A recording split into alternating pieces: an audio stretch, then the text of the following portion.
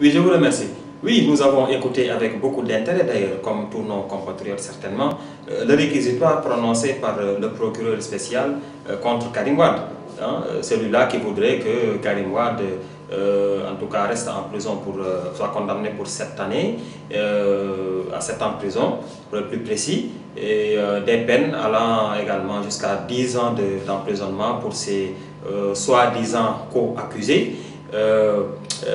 Mais également à payer une amende de 250 milliards. Nous avons surtout porté notre attention sur la convocation de l'article 34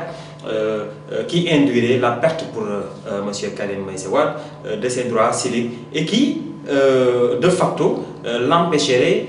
de se présenter à la prochaine élection présidentielle. C'est pour le regretter, mais ça me conforte dans notre position du rôle malsain que la CREI en tant que telle joue dans notre pays depuis sa réincarnation illégale du reste. Un rôle qui consiste simplement à aller dans le sens d'éliminer des adversaires politiques, à aller dans le sens de vouer aux gémonies des adversaires politiques. Si nous restons sur le cas de Karim Wade, parce qu'on dirait d'ailleurs que cette cour-là a été exclusivement créée pour ce dernier, nous avons pendant les 2 dernières années crié sur tous les toits du monde la partialité de cette cour-là, qui est une cour partiale, mais qui est une cour parcellaire également, et qui est une cour hors norme, et également qui est une cour qui a une démarche unique dans la forfaiture, dans la violation du droit et de la loi, dans la violation du principe de la présomption d'innocence, une cour qui n'accepte pas le principe du recours,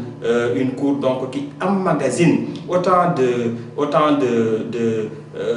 dérives et de forfaits par rapport, de forfaiture plutôt, par rapport justement à la question judiciaire, ne mérite pas de sévir dans un pays démocratique tel que le nôtre. Un pays qui a une très forte tradition de démocratie et de justice sociale. Voilà donc pourquoi aujourd'hui nous avons un sentiment à la fois de frustration, un sentiment de honte et un sentiment de révolte également. Une révolte citoyenne justifiée parce que nous ne saurions accepter que dans notre pays, un régime, une coalition de partis, en l'occurrence Benno Bokk Yakaar, un régime, en l'occurrence celui de cette deuxième alternance incarnée par l'APR avec à sa tête le président Macky Sall, soit l'initiateur et le levier qui justement décrédibilise, qui dévoie l'action de notre justice et qui place notre pays à la risée du monde. J'ai l'habitude de dire qu'au sortir de la journée du 23 mars, lorsque le juge Henri Grégoire Diop lui-même aura fini de dire son verdict par rapport à cette affaire Karim Wade là, le Sénégal, un autre Sénégal naîtra. Il s'agira d'un Sénégal qui sera en conformité avec la loi et la défense des principes sacro-saints de la liberté et de la justice sociale, où il s'agira d'une autre façon d'un Sénégal. Et ce Sénégal-là, s'il s'agit d'un verdict qui se conforme à cela, à la loi, sera un Sénégal qui nous confortera, un Sénégal qui continuera à, en tout cas,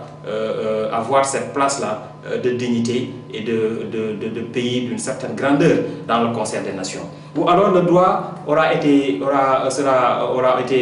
tout cas bafoué, le droit aura été agressé et nous réveillerons avec un autre Sénégal, un Sénégal qui entrera dans un monde que je qualifierais effectivement avec toute la responsabilité requise d'un monde des ténèbres, parce que je considère véritablement que l'injustice est la mère de tous les vices, et je pense qu'un tel aspect de la chose irait dans le sens de conduire notre pays dans des dérives et de conduire notre pays dans un désastre profond aux conséquences incalculables dont seuls les tenants aujourd'hui de cette affaire-là, n'est-ce pas, donc endosseront la pleine et entière responsabilité, je dis.